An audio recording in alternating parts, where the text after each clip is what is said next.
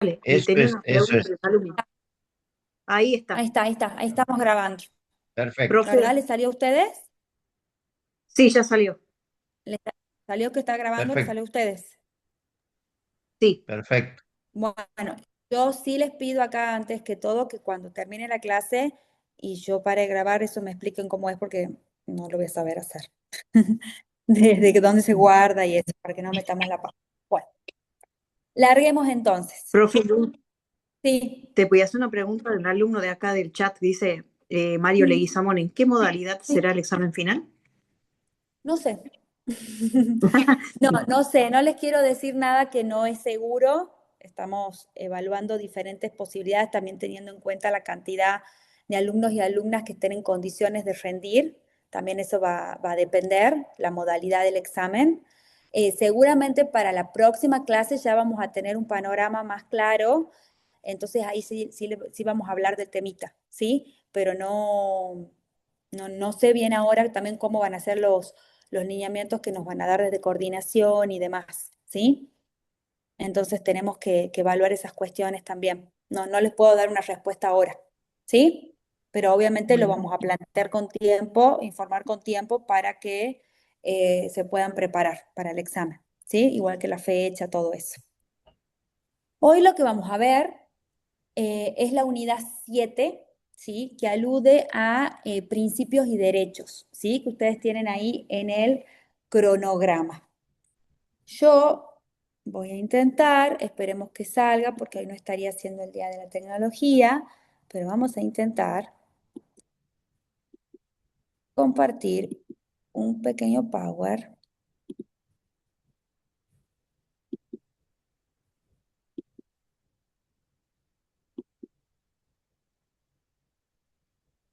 ¿Ustedes están viendo ahí la pantalla?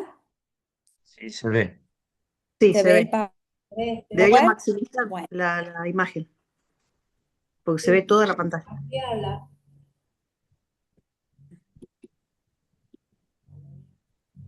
a ver, pero no puedo achicar esto. No sé cómo.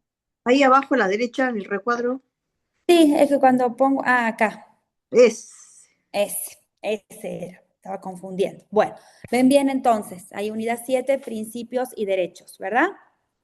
Buenísimo. Bueno, nosotros, ¿qué tenemos que ver? A ver, ¿qué son los derechos? Porque todo el tiempo estamos hablando de derechos, de principios, de garantías. En la primera unidad hablamos un poquito de esto, ¿se acuerda que hicieron un trabajo práctico sobre esto? Pero es importante que nosotros recordemos, ¿sí? Porque ya hemos hecho un análisis principalmente bueno, ya hemos visto interpretación, control de constitucionalidad, Profe, para que después... no se está viendo el power. ¿No se está viendo el power? No, Ahora no, porque se ve una imagen. Capaz que ahí lo sacaste. Cuando toque algo, los dejé de compartir. ¿Ahí lo ven? Ahora sí, ahora sí Bueno, ahora se ve. sí. intentar no tocar nada. Categoría de derechos, Bueno, ahí. ver, claro, yo quiero... es que por lo visto no la puedo pasar. Cuando la paso, ahí ven, ¿sí? ¿Qué son los Ahí se derechos? pasa. Profe, se ve. ¿Qué son los derechos? Bueno, Se ve. ok, estamos Sí, accidentados hoy, pero no importa, vamos a salir adelante. Eh, decía, hemos ido viendo diferentes cuestiones relacionadas con jerarquía, interpretación, los poderes del Estado, sobre todo lo que es el proceso de formación y sanción de leyes, decretos del Poder Ejecutivo. Bueno, hemos estado viendo todo eso. Volvamos un poquito al principio, ¿sí? Que decíamos, bueno, a ver, ¿qué son los derechos? ¿Sí?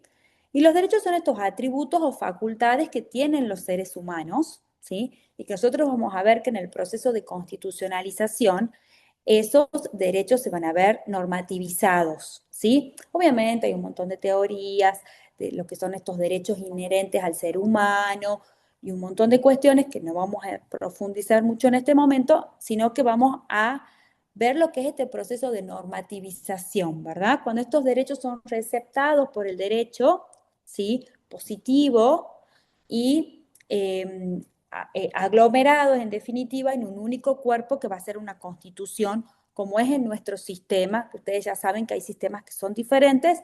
Nosotros vamos a limitarnos a hablar de cómo es nuestro sistema, ¿sí? Cuando nosotros vemos cómo surge todo el proceso del constitucionalismo, vamos a ver que tiene que ver principalmente con esta constitución de los estados como estados de derecho y limitaciones a los poderes autoritarios, ¿verdad? Y vamos a ver que hay todo un proceso del constitucionalismo que va avanzando en diferentes etapas, ¿sí? Y que en algún punto tiene que ver, no en algún punto, es mucho, tiene que ver con los diferentes momentos históricos también que se estaban viviendo en esos momentos, tanto en la Argentina, parte de una sociedad universal, como también en los diferentes movimientos globales que se dieron. Francia, Estados Unidos principalmente, y esa recepción que se dio de los otros estados, ¿sí? Entre esos nuestro país. Ustedes ya saben, porque varias veces hemos hablado de esto, con mucha recepción principalmente de lo que fue el constitucionalismo norteamericano, ¿sí? Esta primera etapa del constitucionalismo, como tenía por objeto principalmente darle forma a estos nuevos estados que se estaban conformando como estados de derecho, como democracias, con diferentes sistemas, ya sea parlamentarios, presidencialistas, o como se hayan dado los diferentes sistemas, lo que intentaban primeramente era ponerle límites al Estado, ¿verdad? Nosotros veníamos de procesos donde estos estados no estaban configurados como los conocemos hoy en día y donde generalmente se daban situaciones de determinados grupos que estaban en el poder que, como estaban en el poder, detentaban el poder de alguna manera autoritaria, ¿sí? De las diferentes formas que podemos haber visto a lo largo del mundo. Principalmente pasaba esto en las monarquías, ¿verdad? Europeas. Entonces, esta primera tanda, ¿sí? de países que empezaron a constitucionalizarse y empezaron a dictar todo una carta de derechos, tenían que ver con eso, con ponerle límites al Estado, ¿sí? A un Estado que era opresor, o un Estado que era invasor, o un Estado que no respetaba los límites individuales y las libertades individuales de los ciudadanos, ¿sí? Entonces nosotros vamos a ver todo un primer momento dentro del constitucionalismo en lo que se llaman los derechos civiles y políticos, porque tenía que ver con esto, con, bueno, a ver, empecemos a tener derechos civiles, o sea, cuestiones que tienen que ver con el ejercicio de mi libertad, ¿sí? Con el ejercicio de mi libertad ambulatoria, con el ejercicio de la protección a mi privacidad, con el ejercicio de mi derecho a trabajar, derecho a aprender, a enseñar, a ejercer empresa lícita, ¿sí? Porque tenía que ver con eso. Y derechos políticos. Bueno, empecemos a constituir un Estado que sea un Estado de derecho, donde tengamos derecho a elegir, a ser elegidos, ¿sí? Obviamente eso se va dando de manera muy paulatina y de diferentes maneras en los diferentes estados occidentales. Obviamente nuestro país no fue distinto a lo que fueron estos movimientos y nosotros vamos a ver que nuestra primera constitución, ¿sí? Que es la de 1853-1860, cuando ya después se incorpora la ciudad de Buenos Aires, es una constitución donde principalmente, ¿sí? Vamos a ver que hay una recepción de todos estos derechos civiles y políticos, ¿sí? Que ustedes, en muchos textos, seguramente en el texto que le pongamos en la bibliografía también van a hablar quizás de esa manera, se refieren a estos tipos de derechos, los civiles y políticos, como los de primera generación, ¿sí?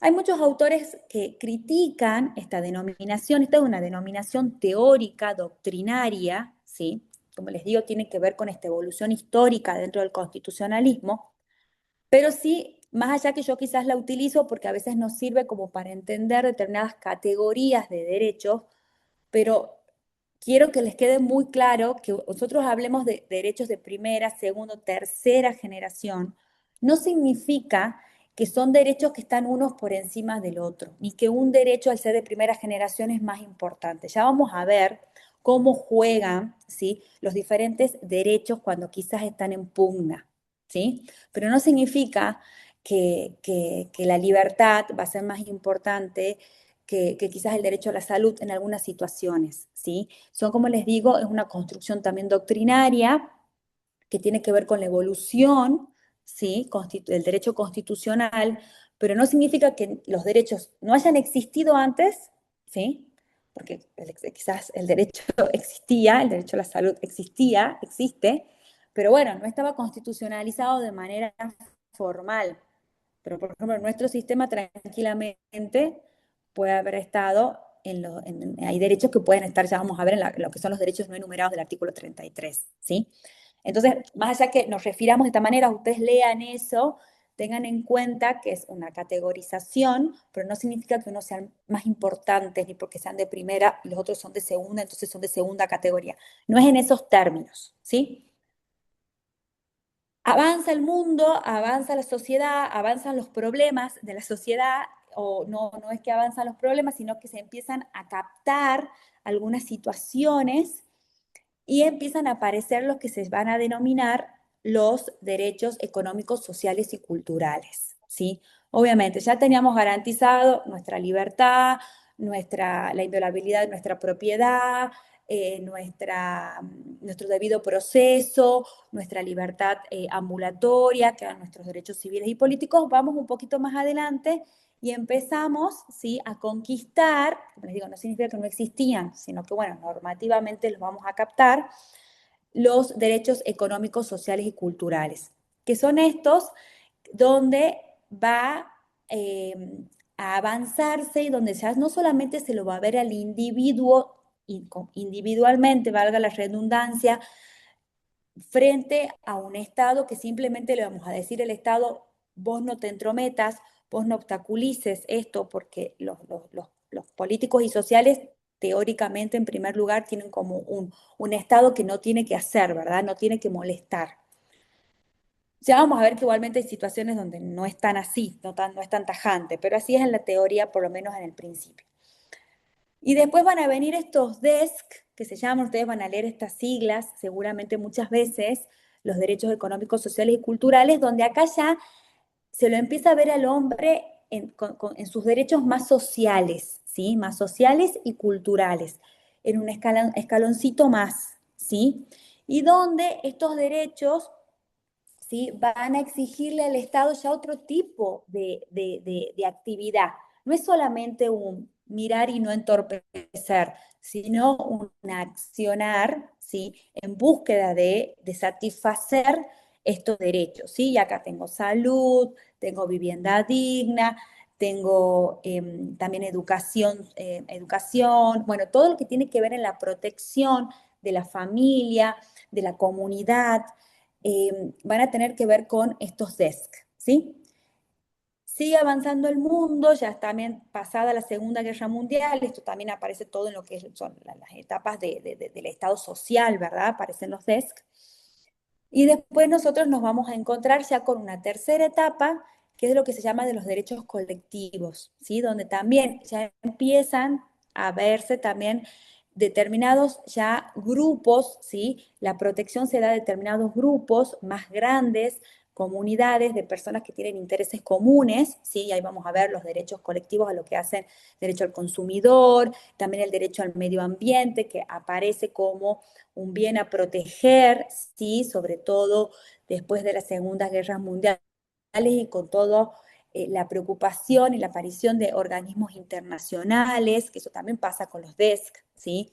Después de la Segunda Guerra Mundial empiezan a aparecer estos organismos internacionales y empieza la OIT y empieza todo el desarrollo de las asociaciones gremiales y sindicales, aparecen también la gran protección de los DESC. Y lo mismo también va a pasar con los derechos colectivos un poquito más adelante, donde también el eje, el ojo, se lo van a empezar a poner en otros tipos de derechos, ¿sí? Que también nosotros vamos a ver esta recepción en nuestro derecho, sobre todo en la última reforma del 94, ¿sí? Y hoy inclusive, justo estaba leyendo un texto de Loiano, de una profesora mía de la especialización, y ella habla de que ya se están hablando de los derechos de cuarta generación.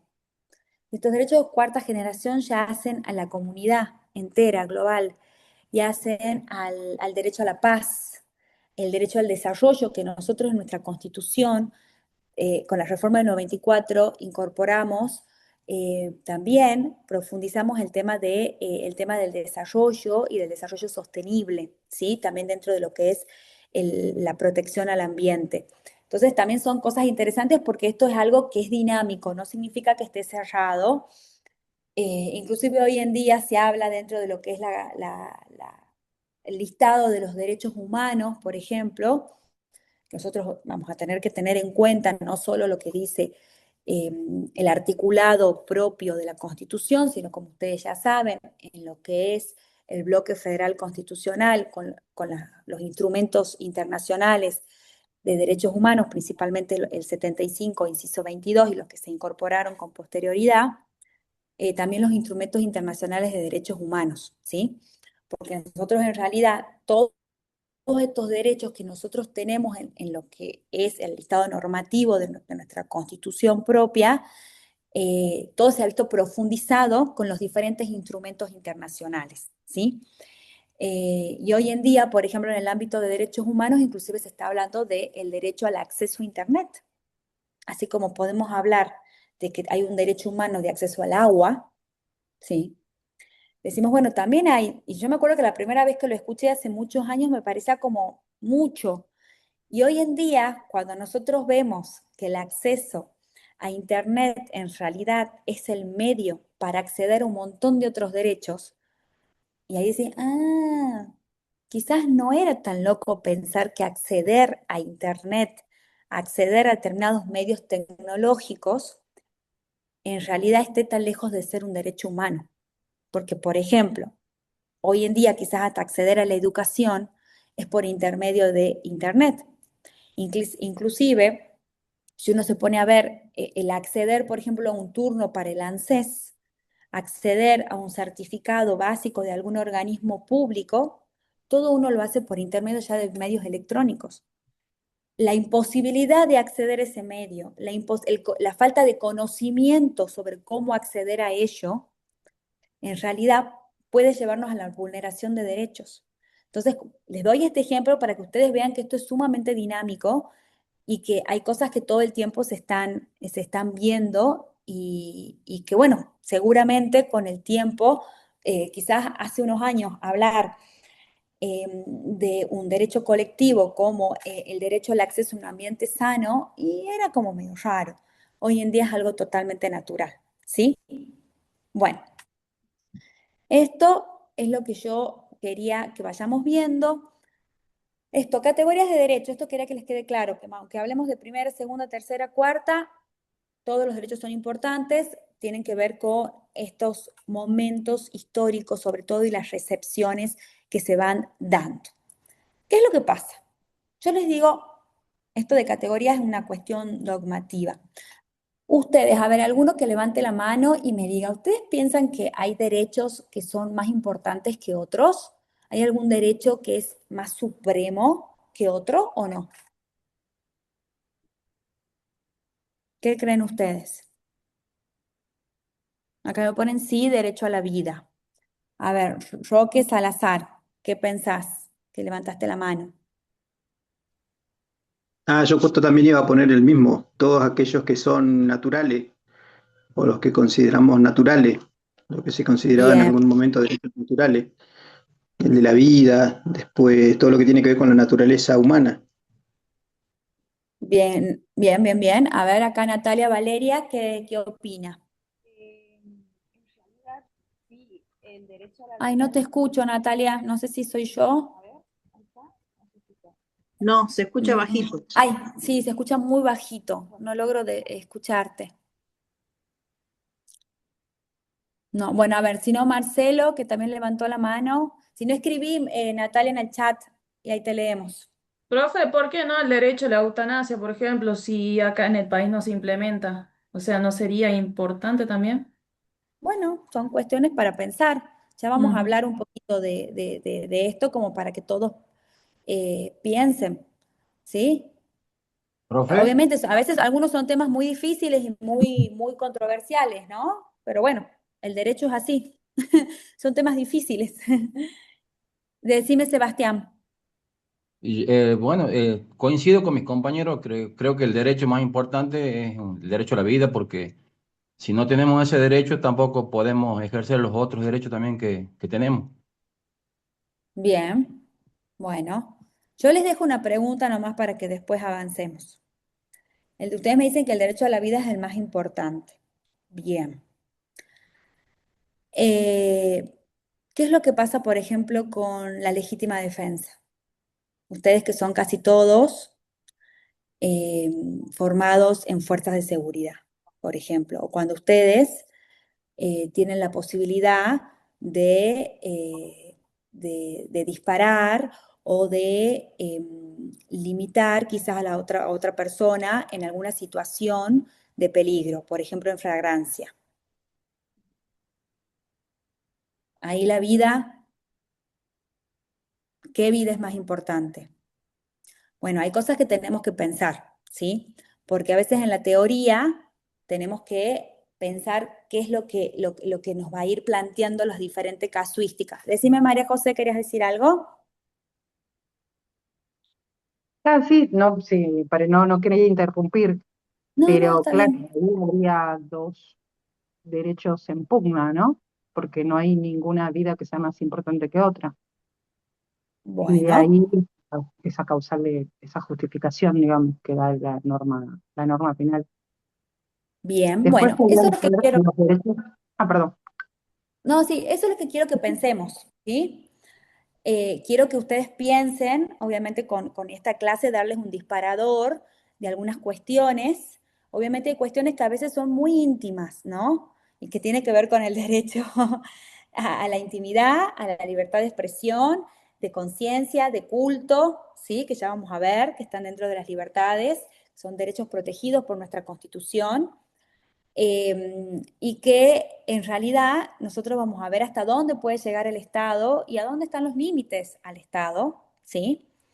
Y también vamos a ver que hay cuestiones que también pueden ser opiniones personales, ¿sí? Nosotros acá lo que vamos a intentar es determinar lo que dice la ley, nuestra Constitución principalmente, y algunos, quizás la jurisprudencia, la interpretación que se ha hecho de eso por principalmente la Corte Suprema de Justicia de la Nación, ¿sí? Pero lo importante es que ustedes puedan entender estas cuestiones y reflexionar sobre esto. ¿Qué es lo que pasa? Ya después lo vamos a ver también un poquito más en otro Power, cuando profundicemos otro tema, pero es importante que ustedes se lleven estos conceptos de acá. Más allá de que nosotros en nuestro fuero interno podemos considerar que algunos derechos que nos parecen más importantes o no que otros, en realidad, para la ley, no hay derechos absolutos. No hay ningún derecho que sea absoluto. No hay ningún derecho que sea supremo al otro y que aplaste a los otros y que los elimine totalmente. ¿Sí? ¿Por qué? Nosotros vamos a decir que todos los derechos son relativos. Todos los derechos son relativos porque en realidad, como recién nos decía María José, podemos encontrarnos en muchas situaciones donde haya derechos, donde estén en pugna. Y nosotros vamos a ver, en un caso en concreto, por intermedio de una interpretación, aplicación de la norma al caso en concreto, todo el proceso que se haga, vamos a ver cuál es la mejor solución que se le va a llevar, se va a llevar al caso. Y vamos a ver que no hay derechos absolutos, ¿sí? Que los derechos son relativos. ¿Por qué? Porque los derechos pueden ser reglamentados por el Estado, ¿sí? Cuando yo les ponía el caso de la posibilidad de la legítima defensa, ¿qué estamos diciendo? Que el Estado ha previsto normativamente una hipótesis excepcional, claro está, excepcionalísima, o sea, se tienen que cumplir requisitos muy determinados, pero donde quizás, ¿sí? Me permite a mí acabar con la vida del otro, ¿sí? Que estamos de acuerdo que la vida es un derecho importantísimo para todo y para nuestro fuero interno, porque como dijeron ahí, si no tenemos vida no podemos hacer nada, ¿verdad? ¿Sí? Pero vamos a ver que todos los derechos, todos, están reglamentados, ¿sí?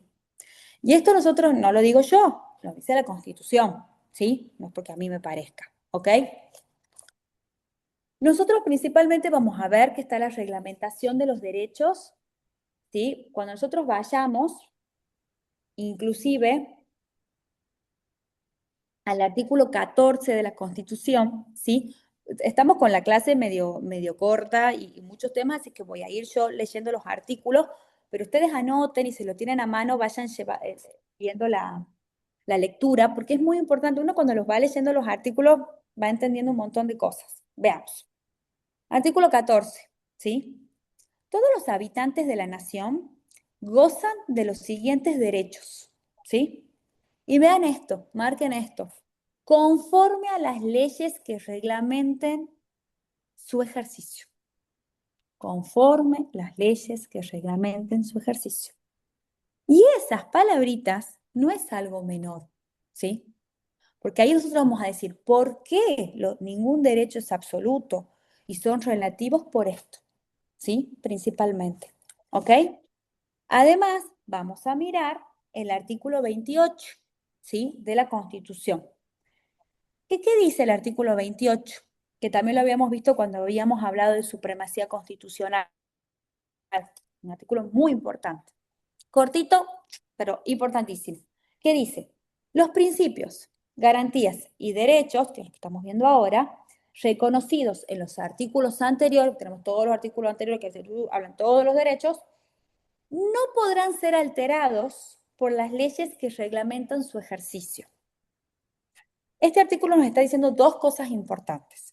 Primero, que vamos a tener leyes que van a reglamentar el ejercicio de todos estos derechos que nosotros vamos a estar leyendo antes del 28, ¿verdad? Que es lo mismo que nos estaba diciendo el 14, que habla de algunos derechos, pero el 28 nos dice todos los derechos anteriores van a estar reglamentados, pero también nos da una segunda pauta que es muy importante, ¿sí? Que yo les digo, bueno, no hay derechos absolutos, todos son relativos, pueden ser reglamentados por el Estado, pero tenemos que preguntarnos, ¿pueden ser reglamentados de cualquier manera, de cualquier forma? ¿Puede el Estado reglamentarlos de una manera, ¿sí?, que los haga, que los desnaturalice? Y la respuesta es no. Y esa respuesta está en este 28, ¿sí? Que dice, es precisamente eso, que los principios de garantías y derechos que van a ser reglamentados no pueden ser alterados, ¿sí?, por las leyes que los reglamenten. ¿Eso qué significa? Que esa reglamentación, ¿sí?, tiene que ser razonable, proporcionada, ¿sí? Ya después vamos a profundizar un poquito en esto, pero es esencialísimo, por eso no me importa repetirlo 2 veces, porque es algo básico. A veces que ustedes lo tienen, es algo que a mí me interesa que ustedes se lleven de esta clase, ¿sí? Que la reglamentación de los derechos, todos los derechos, ¿sí?, que el Estado puede y debe hacer, porque tiene que reglamentar los derechos, si no es medio complicado que en sociedad podamos convivir, porque todos vamos a creer que nuestro derecho es más importante, debe ser razonable y proporcionado, de manera que no se altere la naturaleza propia del derecho. Porque si el Estado lo reglamenta de una manera que después en definitiva en la práctica ese derecho definitiva quede desdibujado, no tiene sentido, ¿sí? Entonces está bien, Estado, tenés que venir y reglamentar, buenísimo, pero de manera proporcionada y razonable. ¿Cómo es esta reglita? Ya también vamos a ir viendo, ¿sí?, que esta razonabilidad va a tener que ver con el medio en búsqueda del fin que nosotros vamos a buscar, ¿sí? Nosotros vamos a ver, ¿cuál es el medio que ha buscado el Estado para restringir el derecho, para reglamentar el derecho? ¿Sí? ¿Cuál es el medio elegido? ¿Es proporcionado? ¿Es razonable al fin buscado? ¿Sí? Ok, por ejemplo, hay un ejemplo clásico, ¿sí?, que es el ejemplo de el carnet de manejo, ¿sí? Si yo quiero manejar, tengo libertad de circular por la calle, tengo la libertad de tener mi auto y de manejar, sí, perfecto. Pero todo esto, ¿el Estado me puede limitar que yo circule por la vía pública manejando un auto y me ponga como requisito, como condición que yo tenga un carnet de manejo, para lo cual tengo que cumplir con una serie de requisitos como tener determinada visión, tener determinada capacidad, que no tenga algunas enfermedades y que además sepa manejar, que cumpla con un examen. O sea, la restricción, si me dicen, no, señora, usted no puede manejar, yo voy manejando, no tengo carnet de manejo, me detienen, me quitan el auto, me quitan mi propiedad. Es mío el auto, ¿por qué usted me lo está quitando, señor policía? ¿Por qué no me deja manejar? Si yo soy libre en este país de poder transitar libremente, lo dice el artículo 14. No, mire, señor, usted puede transitar y usted tiene derecho a la propiedad, todo muy lindo con el artículo 14, pero yo, Estado, tengo también el derecho a reglamentar cómo va a ser este tránsito, ¿sí? Entonces yo pongo condiciones para que usted tenga un carnet de manejo. ¿Es proporcionado que a mí me pidan que yo vea, que tenga determinada aptitud visual, que cumpla con un examen? Y sí, yo creo que nadie va a decir no, ¿verdad? Es proporcionado, claro, el medio elegido, que es la obtención de un carnet de manejo, donde se establece una serie de requisitos que uno tiene que cumplir, donde tiene que cumplir con un examen, con conocimiento de las normas de tránsito, y que después me expiden un carnet de manejo, y una vez que yo tenga el carnet de manejo, puedo manejar y transitar libremente con mi auto sin ningún problema, y cuando me paren y me controlen, yo daré el carnet, me piden el seguro. ¿Es proporcionado que me pidan un seguro contra terceros obligatorio? Y bueno, ahí está la reglamentación, ¿verdad? ¿Yo soy libre de transitar? Claro que soy libre, pero el Estado va a reglamentarlo y nosotros lo que tenemos que ver es que eso sea proporcionado, que el medio sea razonable al fin. ¿El fin cuál es en este caso? La seguridad vial, pública, para la gente, que los otros que transitan, si yo no sé manejar, lo más probable es que termine chocando, que termine atropellando a alguien, ¿verdad? Más allá del caos que pueda hacer en el tránsito. Entonces, eso es lo que nosotros pensar. Este quizás es un ejemplo muy básico, muy burdo, pero que sirve como para que ustedes entiendan lo que es esto. La reglamentación del derecho con medios que sean razonables al fin buscado, ¿sí?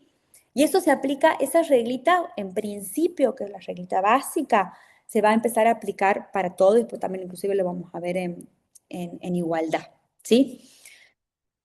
A ver, bueno, esto que yo les estaba hablando es en general como para que nosotros tengamos en cuenta el tema de derechos y el tema de reglamentación, sin perjuicio que después vamos a profundizar un poquito más, ¿sí? Acá ustedes en el programa, yo acá tengo el programa como para que lo vayamos viendo, tienen diferentes tipos de derechos, en esto que yo les venía hablando de los derechos civiles y políticos, ¿sí? Después tenemos, tienen derechos civiles, libertad, derecho civil, igualdad, y después limitación a los derechos fundamentales, que ahí vamos a volver un poquito sobre lo que he estado hablando recién, ¿sí? Sobre esto que estuvimos hablando, ¿tienen alguna duda como para que avancemos un poquito más?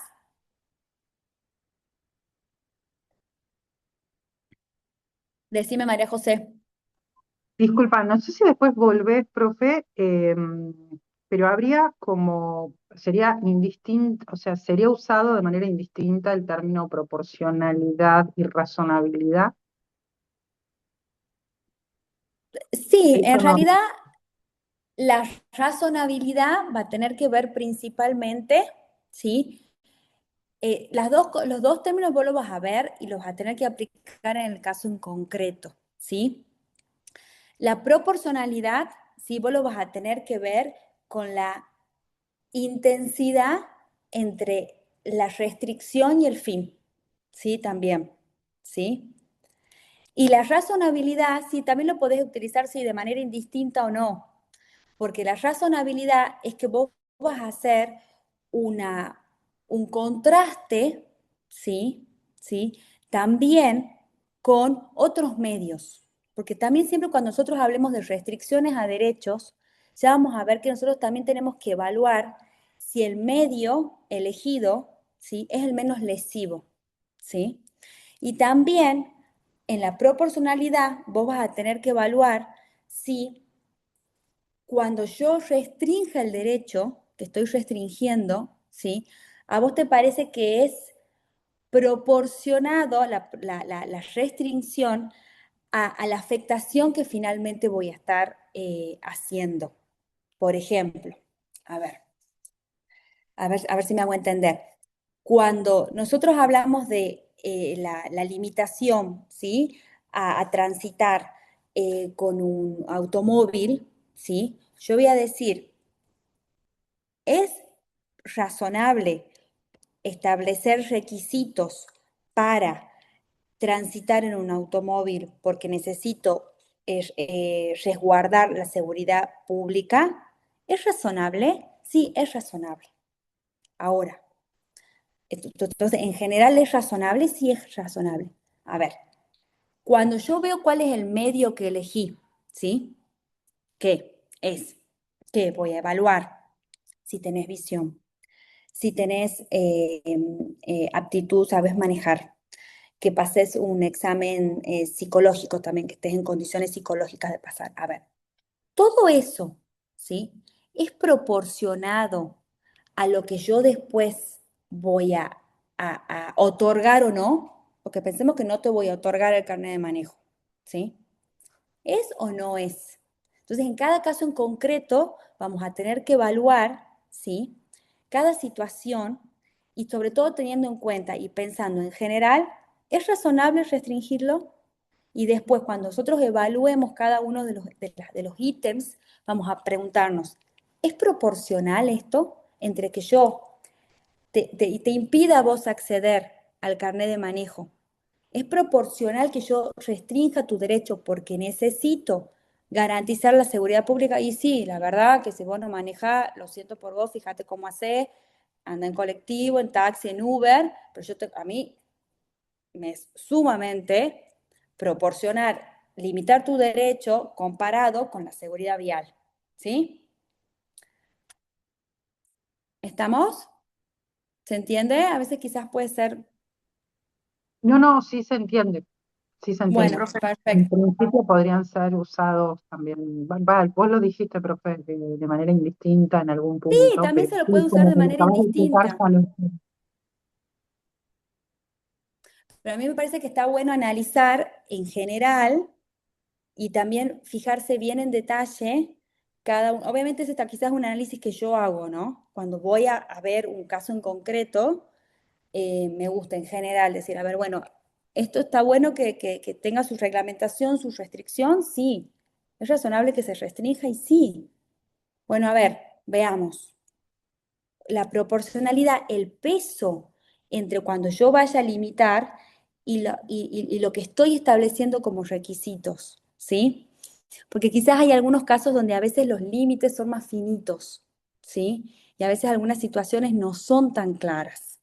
Obviamente en el carnet de manejo, como les digo, es un ejemplo burdo. Pero sí, también se lo puede utilizar de manera indistinta, tranquilamente. Lo importante es que se entienda eso, el concepto de que tiene que ser algo, eso, razonable a lo que se está buscando, ¿sí? No puede ser desproporcionado. Yo no puedo establecer que solamente aquellos, si yo digo, solo los hombres, ¿sí? Solo los hombres mayores de 30 años y que tengan título universitario pueden acceder al carnet de manejo. ¿Ustedes qué opinan? ¿Es razonable? ¿O qué sería? Discriminatorio y totalmente irrazonable. ¿Por qué el resto de las personas no van a poder acceder? ¿Sí? En cambio, yo digo, todas las personas, sin importar el sexo, obviamente, con determinada edad, porque miren, limitación a la edad para manejar si hay, ¿sí? Creo que es a partir de los 16 con autorización de los padres, o 17 con autorización de los padres y a partir, si no, de los 18, que es la mayoría de edad. ¿Por qué el Estado pone una responsabilidad, un límite en la edad? Porque tiene que ver con la responsabilidad de la persona que adquiere, que se supone que tiene una madurez suficiente para poder ser responsable de sus actos, ¿verdad? Bueno, Sí. todo eso tiene que ver con la reglamentación de los derechos, ¿sí? Sí, sí, muy Uno de claro, los profe. Acá en el chat los alumnos Buenísimo. te están poniendo eso. Ah, Mario, bueno, buenísimo. Mati. Perfecto, perfecto. Bueno, pero sí me es súper importante que salgan con este concepto claro, porque esto es fundamental para todo, ¿sí? Cuando nosotros empezamos a hablar de los derechos civiles, el primero que tenemos acá en el cronograma, sin que signifique que son todos los derechos, ¿no? Es simplemente lo que vamos a trabajar acá en función de lo que es esta licenciatura. Estamos hablando primero del derecho a la libertad, ¿sí? Vamos a hablar principalmente de dos derechos, que es el derecho a la libertad y a la privacidad. Principalmente, estos derechos nosotros los vamos a tener consagrados primero en el artículo 18, que me imagino que la mayoría de ustedes lo súper conocen, ¿sí? Que habla principalmente de lo que es el debido proceso legal, que es muy importante que ustedes lo conozcan, que dice, ningún habitante de la nación puede ser penado sin juicio previo, fundado en ley anterior al hecho del proceso, ni juzgado por comisiones especiales o sacado de los jueces designados por la ley antes del hecho de la causa, ¿verdad? Nadie puede ser obligado a declarar contra sí mismo, ni arrestado sino en virtud de orden escrita de autoridad competente. Eso es súper importante, porque eso hace a lo que es la libertad personal, a la libertad física de circulación, que hemos estado hablando, el derecho que tenemos todas las personas de poder transitar libremente. Este tránsito se da en todo el territorio nacional, ¿sí? Nosotros no tenemos fronteras dentro de nuestro territorio. Después, bueno, habla de la defensa inviolable en juicio, que hace también a lo que es en realidad el debido proceso, eso principalmente. Y después habla el domicilio es inviolable, esto es derecho civil de primera mano, como también la correspondencia epistolar, ¿sí? En realidad hoy en día ustedes sabrán que por una interpretación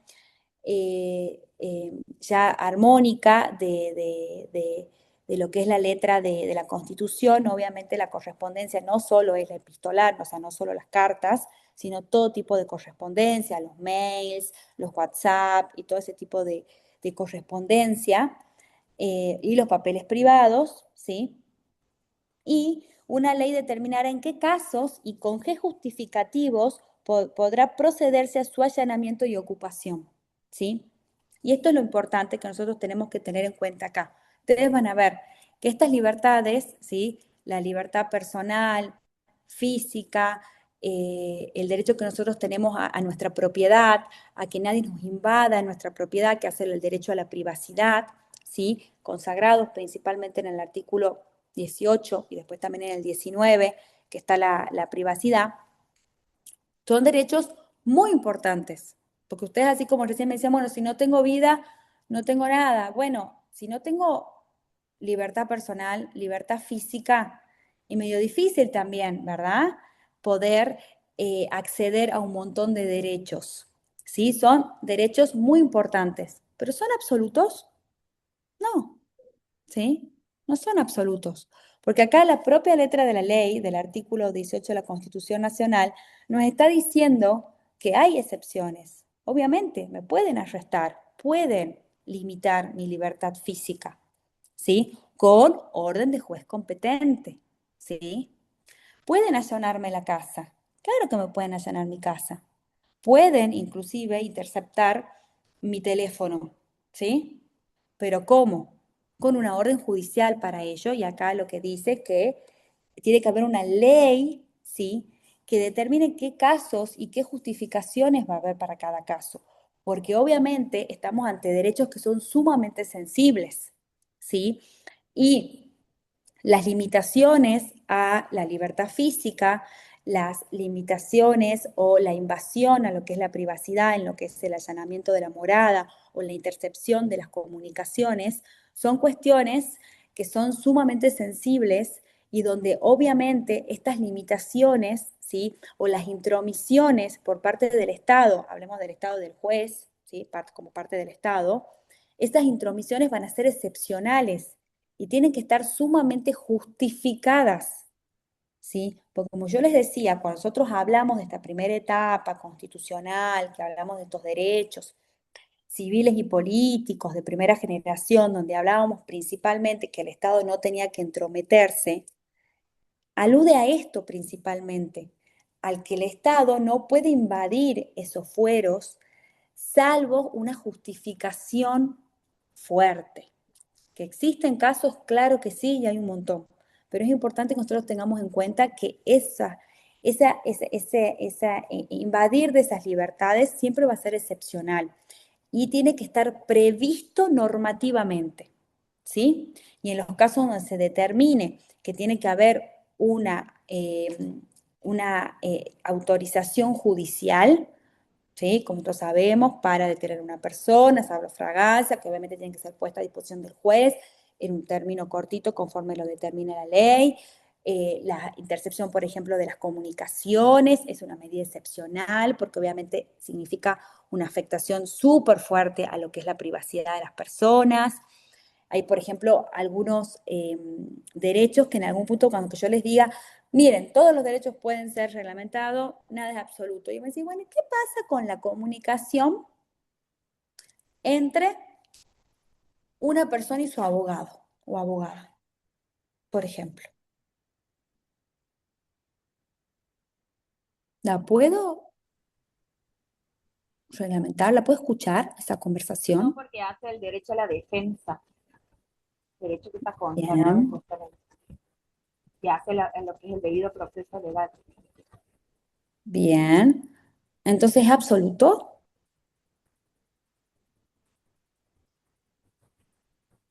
No.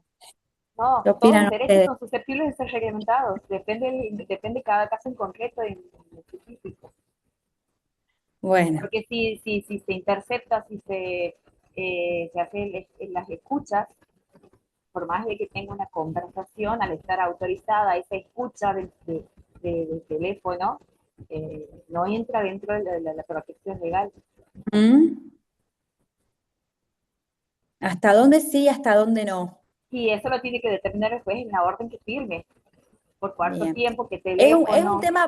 tema espinoso, ¿no? Es un tema bien espinoso, ¿sí? Yo les diría que como regla, siempre ustedes tengan que las comunicaciones entre los imputados, los sospechosos, acusados o como le quieran decir, con sus abogados dentro de lo que hace el ejercicio profesional, obviamente, si están hablando del partido de fútbol, no, pero en lo que hace el ejercicio profesional, obviamente ahí también va a haber que ver cada caso, son privadas, ¿sí? Pero bueno, habrá que ver otro caso. A ver, hay casos y casos también, por eso a veces les digo, casos que son muy difíciles, ¿sí? Que no es blanco o negro. A veces hay muchas situaciones que pueden llegar a ser grises, ¿sí? Usted, por ejemplo, de las comunicaciones entre los abogados y los imputados, es muy importante respetarlo, ¿sí? Me parece que la excepción puede ser, no sé, un casito muy particular, pero en principio es súper confidencial, ¿sí? No se puede interceptar, no se puede escuchar, ¿sí? Porque además ustedes acuérdense que por el propio artículo 18 de la Constitución Nacional, el imputado o la imputada no tiene obligación de declarar contra sí misma, ¿sí? Y eso no puede ser usado en su contra. Entonces, eso es esencial, por ejemplo, ¿sí? Después nosotros vemos otros derechos que hacen a lo que es la libertad. Bueno, cuando después veamos, vamos a ver en la clase que viene, habeas corpus, y ahí vamos a profundizar un poquitito sobre lo que es la libertad física y de circulación, y vamos a profundizar sobre este derecho, sobre la garantía, que es el medio para poder ejercer este derecho, sobre todo en lo que es la acción de habeas corpus, ¿sí? Después lo vamos a profundizar un poco más. Después acá ustedes tienen otros derechos como es el de conciencia y culto, ¿verdad? Que es lo que yo decía, tienen, bueno, el derecho a profesar la religión o no, que cada uno tenga, y toda la protección que da la Constitución sobre eso. Si bien nuestra Constitución hace un sostenimiento del culto católico, en realidad nosotros somos, bueno, hay toda una discusión, obviamente capaz que hay gente que le dice otra cosa, yo opino conforme jurisprudencia de la Corte es que si somos un Estado laico, donde hay un respeto hacia la diversidad religiosa, ¿sí? No se impone una religión oficial y no se establecen normas jurídicas por intermedio de la religión, ¿sí?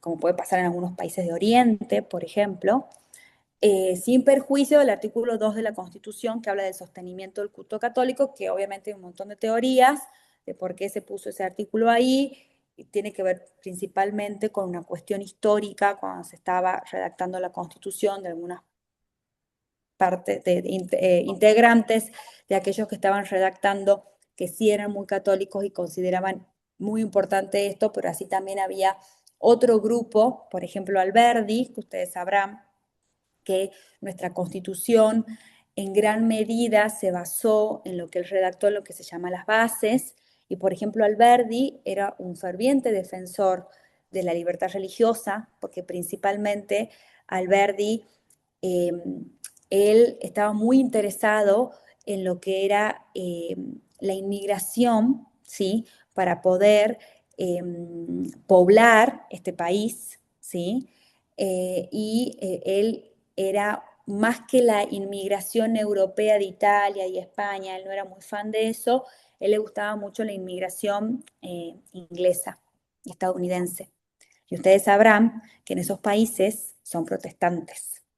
Entonces, en realidad, él no le interesaba respetar el catolicismo, que tenía que ver con toda esta fuente española tan fuerte. Él estaba bastante alejado de eso, lo criticaba mucho. En cambio, había otro grupo que sí iba más por ese lado, entonces, bueno, terminó el artículo 2 como terminó, para hacerla corta. Pero por eso esa palabra sostiene, que a veces suena como, ¿qué significa? Bueno, la Corte más o menos dijo lo que yo estoy diciendo, para decirlo de una manera más tranquila. Libertad de prensa, libertad de expresión. Obviamente también un derecho súper fundamental porque hace al Estado de Derecho, al Estado republicano de derecho. Sin libertad de expresión, sin libertad de prensa, nosotros no podemos, ¿sí? Poder ejercer en la práctica y decir que estamos ante un Estado de derecho, un Estado libre donde las personas puedan decir lo que piensan, lo que opinan, ¿sí? Donde se pueda llevar al escrutinio público también las acciones y no acciones de los diferentes poderes, ¿sí? De los funcionarios públicos. Es esencial la libertad de prensa y la libertad de expresión. Obviamente,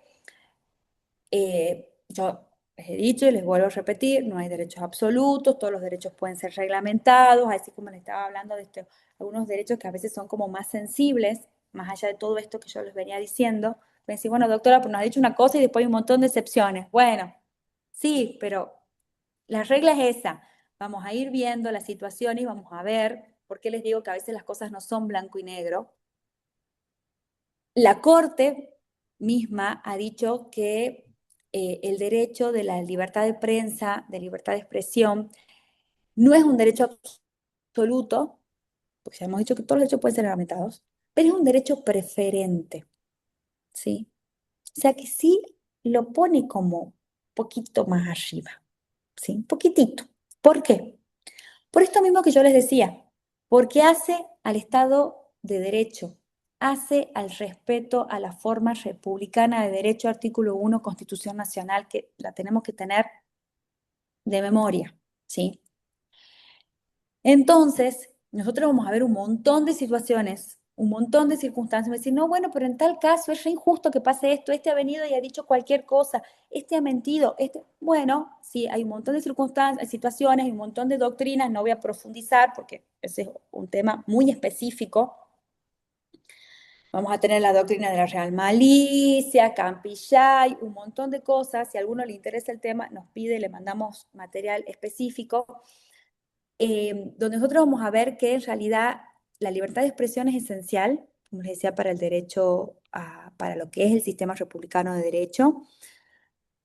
Pero igualmente lo que va a decir principalmente la Corte es que en determinados casos, sobre todo, va a haber sobre todo repercusiones en lo que tiene que ver cuando se provoque algún daño, ¿sí? Sobre todo en lo que tiene que ver con las indemnizaciones por los daños y perjuicios causados, ¿sí? Pero en principio, por regla, ¿sí?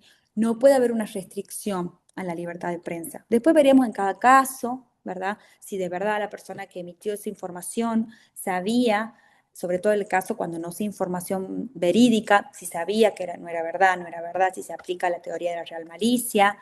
O sea, va a haber que ver en cada caso y va a haber situaciones donde vamos a ver casos donde nos va a parecer sumamente invasivo y desproporcionado y donde va a haber una invasión a la privacidad principalmente. ¿Sí? Claro, eso. ¿Sí? ¿Cómo? No, Mario, ¿decías algo? no sabía que tenía el micrófono, dije, sí, claro, eso. Bueno, Ya claro, voy a bueno, apagar el micrófono. bueno, pero igual si quieres decir algo no hay problema. Principalmente el tema de la libertad de prensa y de expresión tiene que ver con el choque que se da sobre todo con la privacidad, ¿sí? Entonces, por ejemplo, creo que ustedes acá tienen Balbín, ¿verdad? El caso, claro, Ponseti de Balbín, contra Editorial Atlántida, que fue un caso muy conocido, sobre todo los que son más grandes, conocerán el caso donde se publicó una foto de Ponseti de Balbín, que era un radical muy conocido, que estaba en su lecho de muerte internado, con respirador, creo, todo agarrado a aparatos, y obviamente de una manera totalmente, sí, morbosa, no sé cómo decirlo, una enfermera o alguien de adentro del hospital le sacó una foto, así, en ese estado y la publicaron en una revista de Atlántida, no sé si era Noticias, no Cara, no me acuerdo qué revista. Bueno, y ahí la Corte hizo un análisis, ¿sí? Donde dice, a ver, perfecto, ¿qué es lo que pasa? Ponseti de Balbín era una persona pública, y ahí siempre se da como también un análisis distinto. No es lo mismo una persona en su ámbito privado que no tiene responsabilidad pública, que no es funcionario público, porque en el funcionario público esa privacidad se ve más disminuida porque el ámbito de privacidad se ve más restringido, ¿sí? En cambio, cuando uno es funcionario público, ese ámbito de privacidad ya, como les digo, se ve más restringido y hay menos protección a eso, ¿sí? No significa que te tengas que sacar una foto en la ducha, no, eso no hace la función pública. Pero un montón de otras cuestiones que tengan que ver con tus bienes, con tus actividades. Voy a decir, bueno, me voy de vacaciones, ¿qué tienen que ver de vacaciones? Y no, bueno, usted es funcionario público, señor, tiene que rendir cuenta con qué se va de vacaciones. Si usted no fuera funcionario público, y bueno, no me importa con qué se va de vacaciones, me imagino, en todo caso que vea la FIP. Pero que me publican en el diario porque me voy de vacaciones, cuando soy funcionario público, y tiene que ver que ese ámbito de privacidad se ve cada vez más disminuido, es más chiquitito, ¿sí? Pero acá en Ponseti de Balbín, más allá que él era una figura pública, porque en ese momento no era funcionario, donde quizás, como les digo, se hace como más elástico ese derecho a invadir esa intimidad, era necesario sacarle una foto internado, entubado y publicarlo en una revista. ¿Dónde estaba el interés público en eso? Más que en el morbo de verlo. ¿Sí? ¿Cómo, Marcelo? No sé si tiene abierto el micrófono sin querer. Entonces, ahí en ese fallo, por ejemplo, es muy interesante lo que dice la Corte, porque ustedes van a ver que siempre, sobre todo cuando tengamos cuestiones relacionadas, ¿sí? Con libertad de prensa y privacidad, vamos a ver que, o sea, si bien hay mucha casuística y a veces la Corte ha ido medio ambivalente, no quiero decir que siempre es así, porque es muchísimo, es un tema que da para muchísimo, pero en general, como para darles unas pautas, es que donde siempre van a ver también esto, a ver, ¿era una persona pública, no era una persona pública? ¿Hasta dónde iba esta protección a la privacidad? Y sobre todo, ¿hay un interés público en esto? ¿Cuál es el interés público de publicar esto? ¿Sí?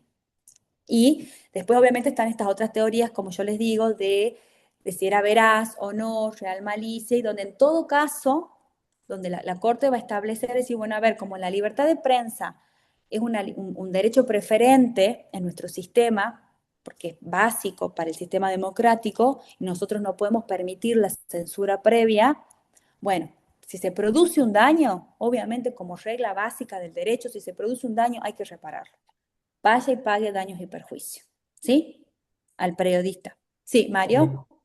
Sí, y además creo que debería considerarse también, digamos, los medios que usa, que tiene autorizado la prensa para acceder a cierta información. Lo que es de información pública tiene acceso libre, digamos, pero Mm. supongamos que acceda a un teléfono, a correspondencia.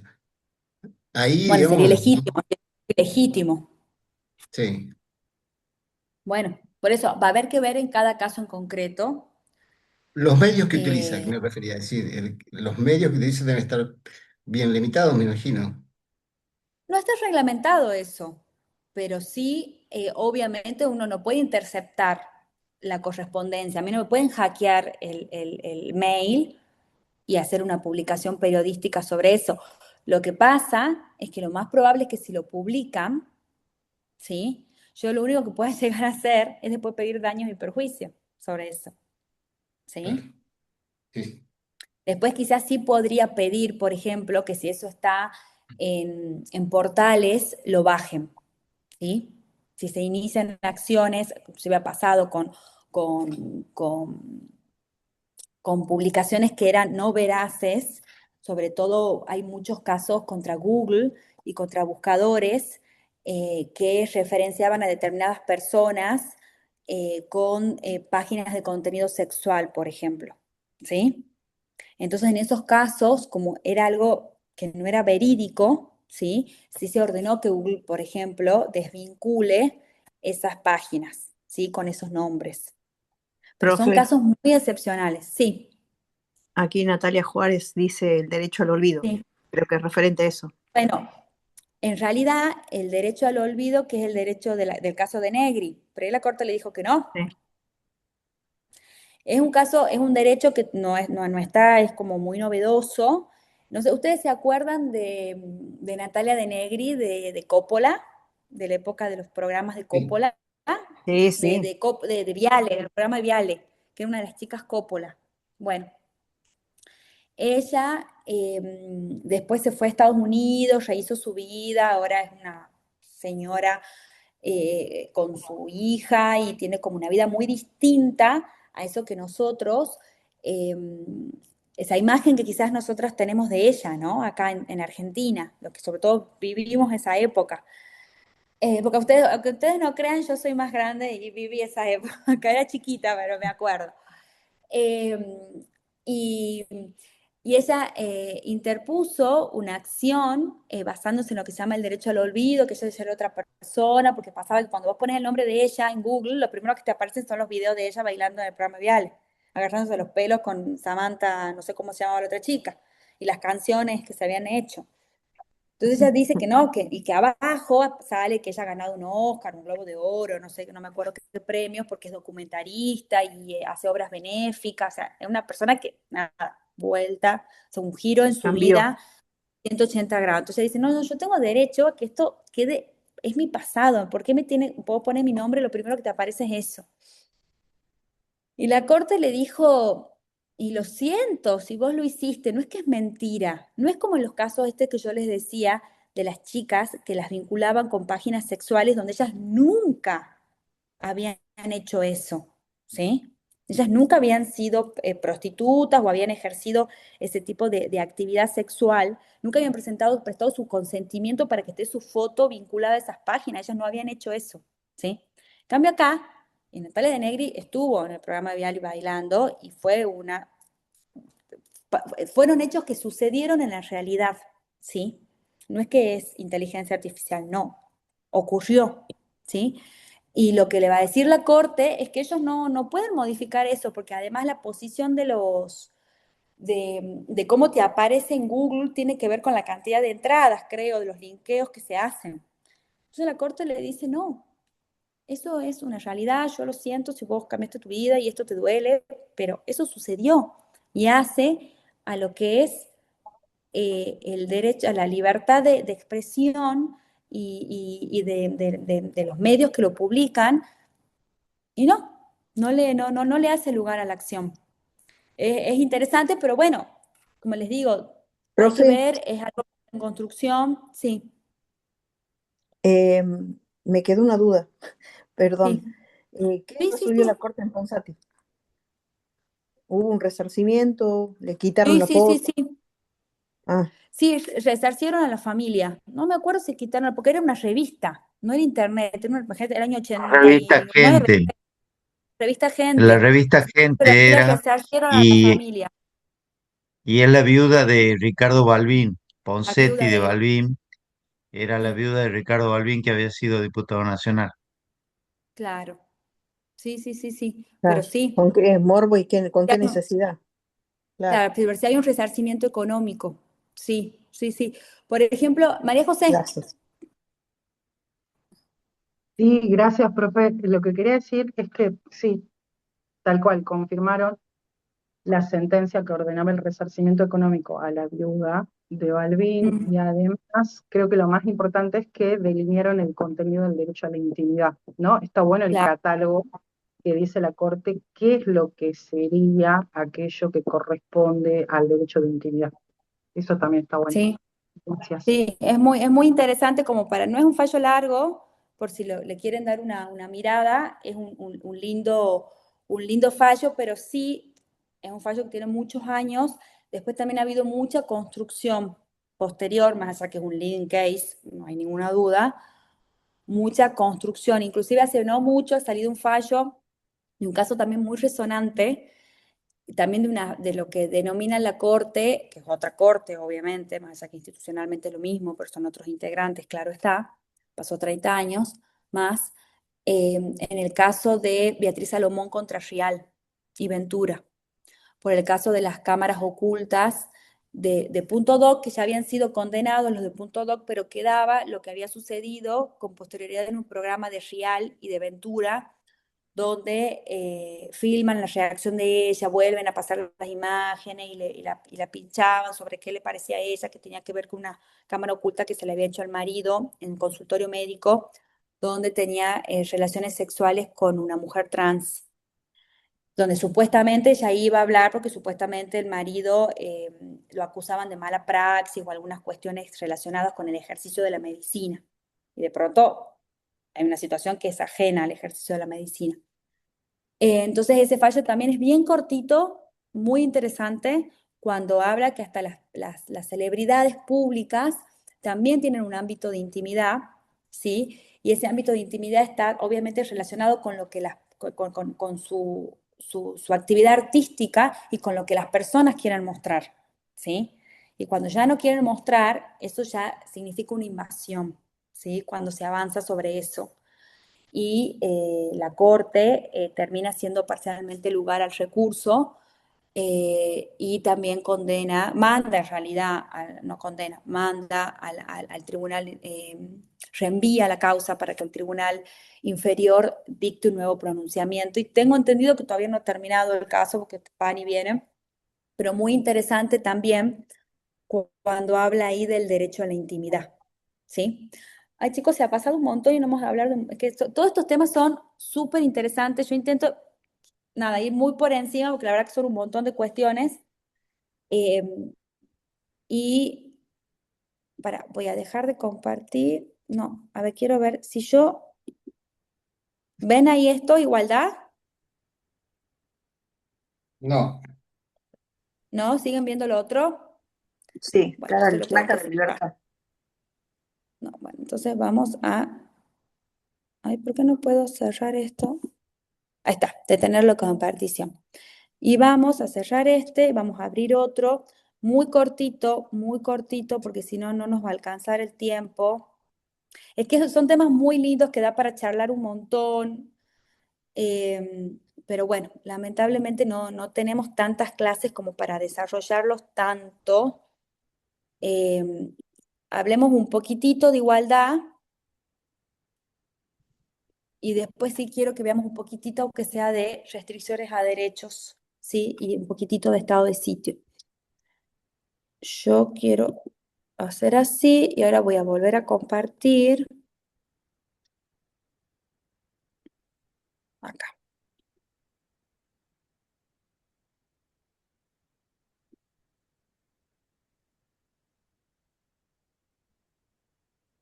Ahí están viendo Igualdad. Perfecto. uno que dice Sí, igualdad, Sí. ahí se ¿sí? ve, profe. Ay, bueno, Sí, se ve. hoy he aprendido a compartir pantalla así. Todos los días se aprende algo. Bueno, igualdad, ¿sí? Este es un concepto también básico de la Constitución cuando nosotros estamos hablando de los derechos civiles y políticos y después de los DESC. Es importante que hablemos de igualdad, ¿sí? Porque si yo les pregunto a ustedes, desde ya, así, ¿somos todos iguales ante la ley? ¿Ustedes qué me dicen? Sí. Somos todos iguales, siempre, No. siempre, siempre. Así, absoluto. Extremo, blanco o negro.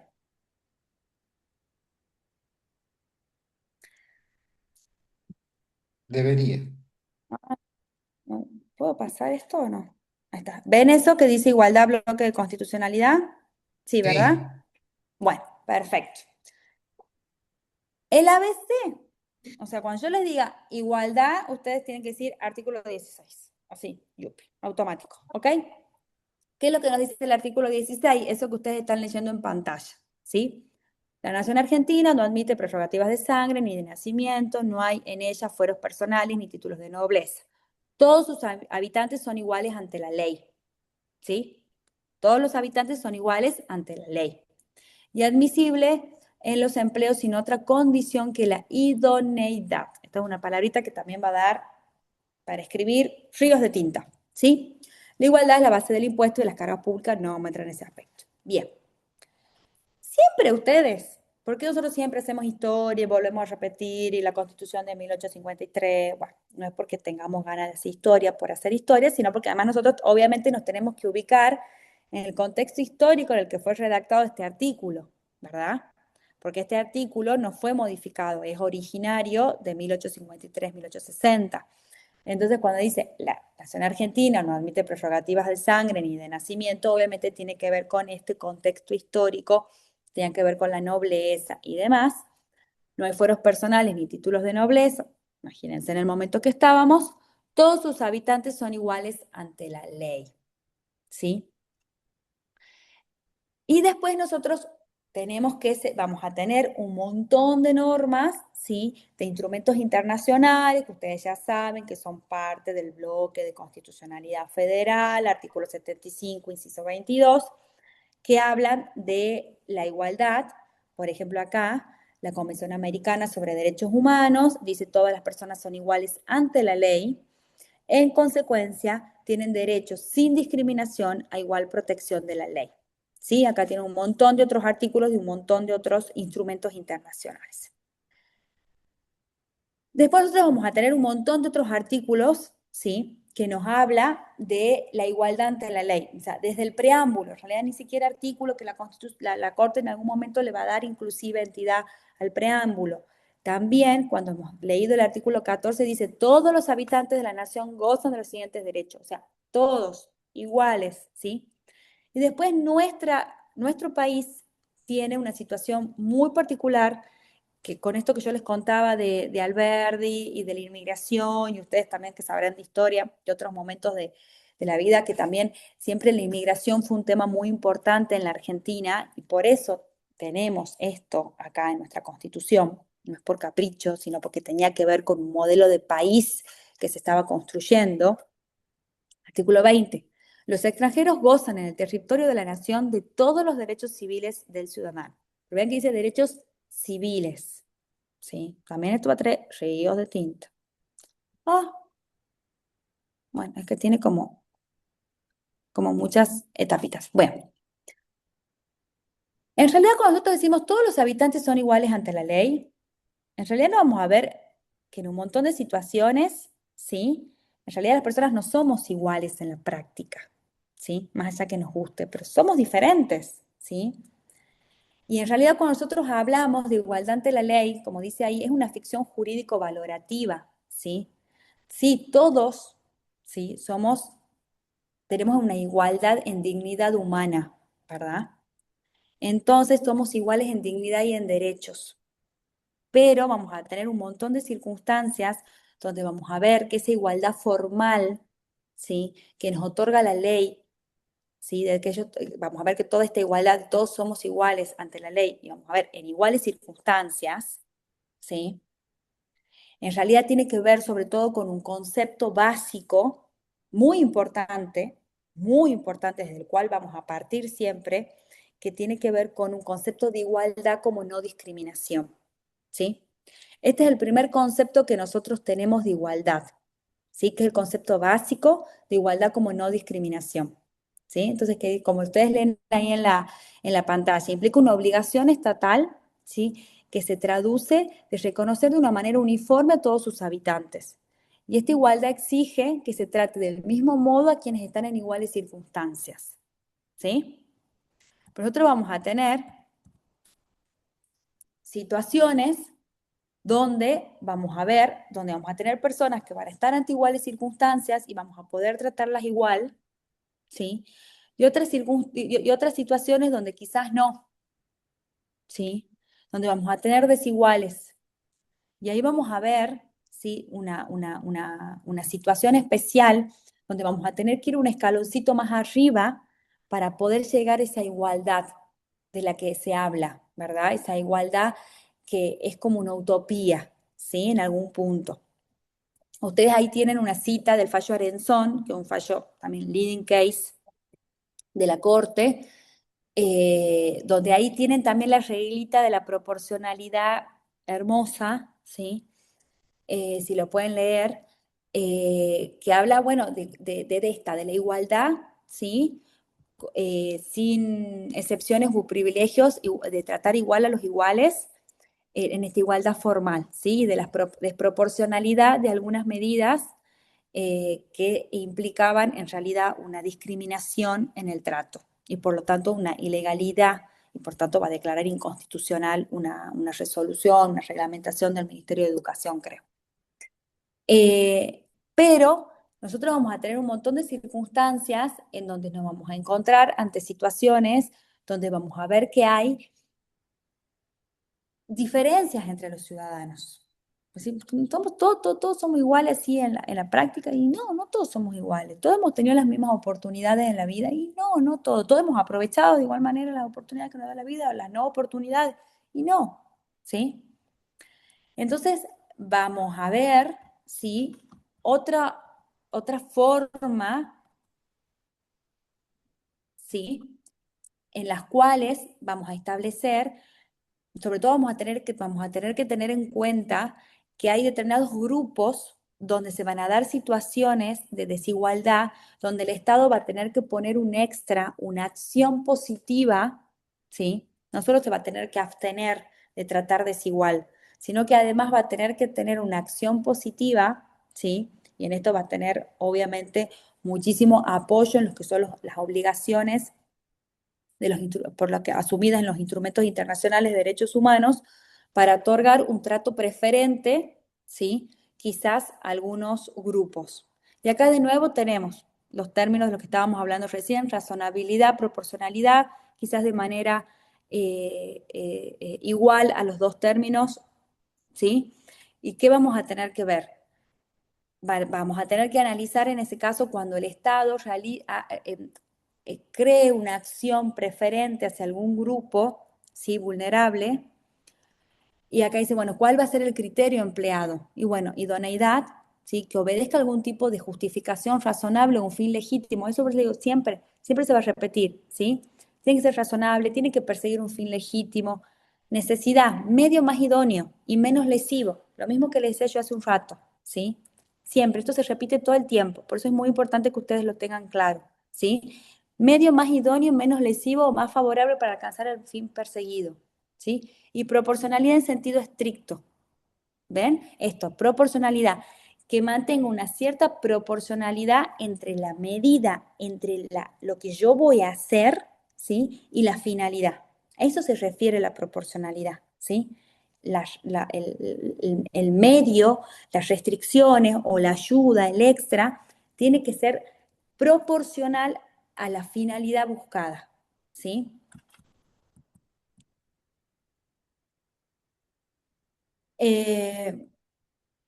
Entonces, cuando nosotros hablamos de derecho a la igualdad, ¿sí? Implica, es como el derecho el derecho a la igualdad como derecho a no discriminación implica no recibir un trato arbitrario, ¿sí? No ser tratado de manera desigual en iguales circunstancias, no ser tratado igual en desiguales circunstancias, ¿sí?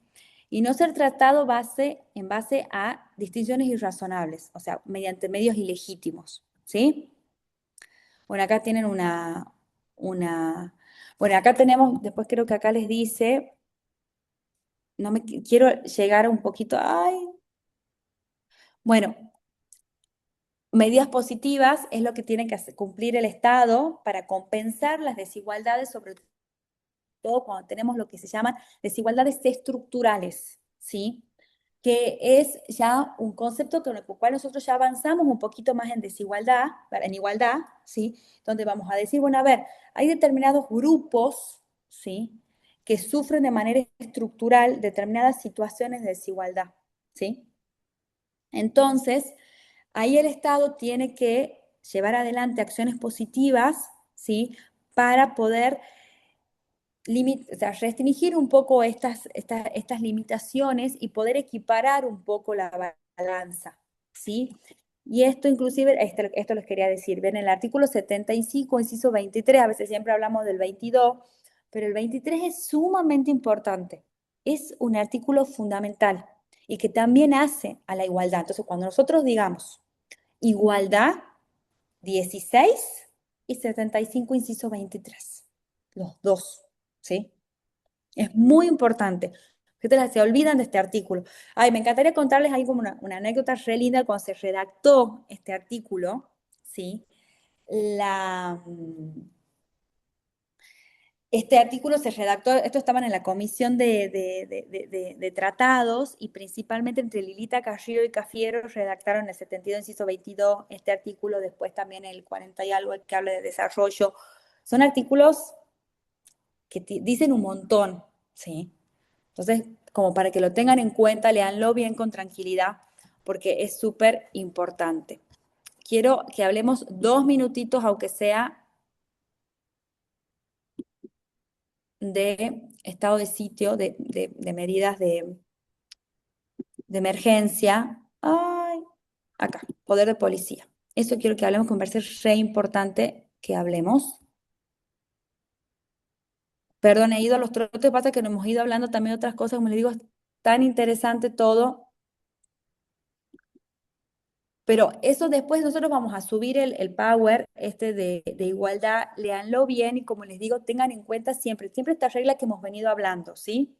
De la reglamentación, que tiene que ser todo proporcionado, razonable, en los medios, con el fin. Esa es como la regla básica. Y después tengan en cuenta que hay un escalón más arriba con, sobre todo, aquellas diferencias estructurales, ¿sí? En donde sí vamos a necesitar acciones positivas del Estado.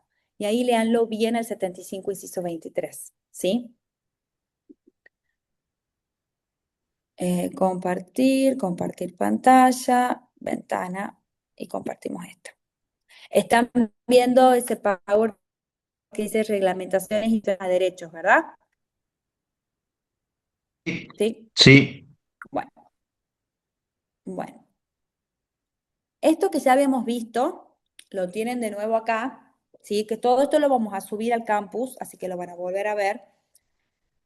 Esto que lo mismo que estábamos viendo. ¿Los derechos reconocidos por la Constitución son absolutos, no admiten limitaciones o son relativos? ¿Sí? Esto. Artículo 14 que dice que todos los habitantes gozan de los siguientes derechos conforme a las leyes que reglamenten. ¿Sí? Miren, la Convención Americana sobre Derechos Humanos también admite la reglamentación de los derechos, porque les decía, los derechos tienen que ser reglamentados, porque si no, esto sería la ley de la selva, obviamente. hace a un Estado ordenado la reglamentación de los derechos, pero como les digo, obviamente conforme los límites que la propia ley va a imponer y siempre que eso no implique una desnaturalización de los derechos, ¿sí? Entonces, por ejemplo, miren, acá tienen un ejemplo, como decíamos, todos los derechos fundamentales son relativos y, por ejemplo, desde acá, el ejemplo que les daba, no son punibles el que obrare violentando por fuerza física, irresistible o amenazas de sufrir un mal grave o inminente, ¿verdad? El estado de necesidad justificante, por ejemplo, ¿sí? El que causare un mal por evitar otro mayor inminente a que ha sido extraño, estado de necesidad justificante. Entonces, vemos, sí, hasta los derechos que nos pueden resultar más fundamentales a nosotros en nuestro foro interno, como puede ser la vida, la propiedad, ¿sí? También tienen excepciones y también tienen reglamentaciones, ¿sí? ¿Qué es el poder de policía? Antes que nada, quiero esto que lo veamos primero. Poder de policía no es policía, ¿ok? Quiero que quede claro, minuto cero, ¿sí? El poder de policía, ¿sí? Alude a esta potestad, ¿sí? Que hemos estado hablando un montón, esta potestad que tiene el Estado, ¿sí? De regular la amplitud y los límites de los derechos fundamentales protegidos explícita o implícitamente por la Constitución, ¿sí? O sea, eso es el poder de policía. El Estado puede reglamentar, puede limitar, ¿sí? Puede determinar la amplitud y los límites de los derechos consagrados, expresa o implícitamente, porque tenemos los derechos no reglamentados del artículo 33, ¿sí? Eso es el poder de policía, ¿sí? Estas limitaciones que va a establecer el Estado en la reglamentación de los derechos que hemos venido hablando, ¿sí? Y que obviamente tiene que ejercer, como ya hemos visto, de manera razonable, de manera proporcionada, conforme los medios al fin buscado, ¿ok? Este poder de policía puede ser permanente en el sentido que va a establecer una reglamentación permanente, obviamente puede ser modificada de la misma manera en que ha sido dictada, pero qué sé yo, reglamentación, libertad de tránsito, cómo voy a reglamentar cómo van a manejar las personas, una reglamentación, una limitación permanente, ¿verdad? Y después son excepcionales, ya vamos a ver casos donde se establece limitaciones a los derechos, pero de manera excepcional en situaciones de emergencia. Y eso es lo que quiero que veamos un poquitito, ¿sí? Como yo les decía, poder de policía no es policía, ¿sí? El poder de policía es esta potestad reguladora de los derechos de las personas, que es lo que hemos estado hablando, mientras que la policía, que muchos de ustedes trabajan en esa área, es la función o la actividad administrativa, ¿sí? Que tiene por objeto la protección de la seguridad, porque no es lo mismo, ¿sí? Esto me parece importante que lo tengamos en cuenta. ¿Quién ejerce el poder de policía en nuestro sistema? Ustedes saben que en esto de nuevo hacemos un poquito de historia, pero es para que entendamos esto. Artículo 1 de nuestra Constitución, nosotros tenemos una forma de gobierno, ¿sí? Que es federal, ¿sí? ¿Esto qué significa? Ustedes saben la historia, que las provincias anteceden al Estado-Nación como Estado federal en sí mismo, y que en realidad las provincias se reservaron para sí todo el poder que no ha sido conferido a la nación por intermedio de la Constitución, ¿sí? Ustedes todos entienden eso y por eso tenemos el ámbito federal, el ámbito provincial, todo eso que es bien importante. Bueno, toda esa historia nos lleva a que en principio nosotros vamos a decir que por la cuestión de la distribución de las competencias entre nación y provincias, principalmente el artículo 5, que es fundamental en lo que es la garantía federal, ¿sí? Y el artículo 21, que son ya el nuevo articulado, a partir del 121, que habla de lo que son las provincias, en principio, el poder de policía le corresponde a las provincias, ¿sí? Salvo excepciones, algunas situaciones específicas donde las provincias le han delegado el poder a la nación. Sin perjuicio de eso, hay muchísima jurisprudencia de la Corte donde se ha establecido como que en realidad es una potestad concurrente, porque hay tantas cuestiones en donde la nación también ejerce poder de policía, que en definitiva tanto la nación como las provincias dentro del ámbito de su competencia, millones de veces hay conflictos, no se crean que es tan pacífico esto, en realidad es una atribución concurrente, son tantos los casos, y obviamente en cada caso en concreto habrá que ver a quién le corresponde ese poder de policía, ¿sí? Bueno, este poder de policía principalmente, obviamente, estas limitaciones, estas reglamentaciones siempre tienen que cumplir con lo que es el principio de legalidad. Yo les decía, vamos a limitar derechos, vamos a reglamentar derechos, inclusive quizás vamos a establecer algún tipo de privilegio para algunas personas a los fines de establecer una igualdad fáctica en situaciones donde tenemos desigualdades estructurales. Bueno, todo eso tiene que estar previsto por la ley, normativamente, en el sentido formal de la ley, ¿sí? Tiene que estar una ley que establezca la restricción, ¿sí? Y esto de nuevo, principio de razonabilidad. ¿Qué significa? Es una regulación sin desvirtuar la naturaleza, ¿sí? Sin desvirtuar lo que en definitiva ha buscado el constituyente cuando ha otorgado ese derecho a todos los ciudadanos, ¿sí? Artículo 28, que ya lo hemos visto. Tenemos situaciones de emergencia, ¿sí? Nosotros tenemos situaciones normales, ¿verdad? Vamos por la vida, por suerte, con normalidad, y obviamente tenemos todos nuestros derechos reglamentados, algunos más, otros menos, algunos donde simplemente el Estado se abstiene de involucrarse, otros donde el Estado tiene mayor actividad para reglamentarlos. Pero tenemos situaciones de emergencia que lamentablemente en nuestro país muchas veces vivimos y donde se puede dar la suspensión de derechos, ¿sí? O se pueden dar situaciones donde no se sigan los procedimientos normales a lo que es la reglamentación de los derechos, ¿sí? Pero siempre tenemos que entender que lo que se suspende es el ejercicio de los derechos, pero no los derechos en sí mismos, ¿sí? Y eso es muy importante y lo van a ver en una opinión consultiva de la Corte. Cuando nosotros tengamos una restricción, yo creo que les había... Claro, miren, esto me interesa primero que lo tengamos en cuenta. Que la Constitución Nacional habilita declaraciones de emergencia por cuestiones de políticas, ¿sí? En dos cuestiones, ¿sí? La intervención federal, que la van a ver principalmente en el artículo 6 de la Constitución, y, se está cansando de materia la compu, y en el DNU, en el estado de sitio, que eso quiero que veamos un poquitito. Y después, me pone a cargar porque si no se me va a apagar. Y después ustedes se acuerdan cuando hemos visto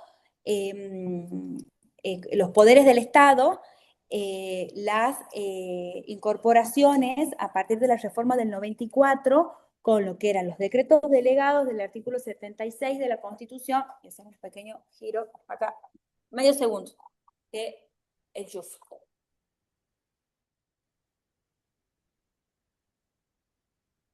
He pensado que iba a alcanzar la batería que tenía.